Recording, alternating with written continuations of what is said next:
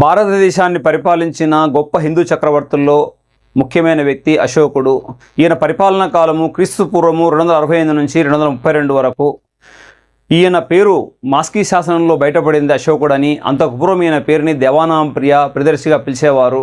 అశోకుని యొక్క బిరుదులు ఏంటంటే దేవానాం ప్రియ ప్రియదర్శి.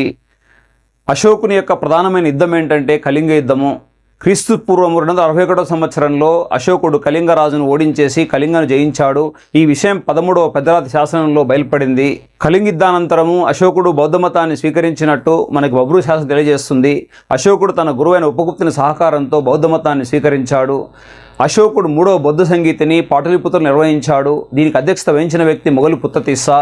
ఈ సంగీతిలోనే 3వ పీఠిక అయినటువంటి అభిధమ పీఠిక సంకలనం చేయబడింది. అశోకుడు లుమిని ప్రజలకు పన్ను మినహాయింపించినట్టు రుమిండే శాసనంలో తెలియజేయబడింది. అశోకుడు ఆంధ్రను పరిపాలించినట్టు తెలియజేసే శాసనం పేరు ఎర్రగుడి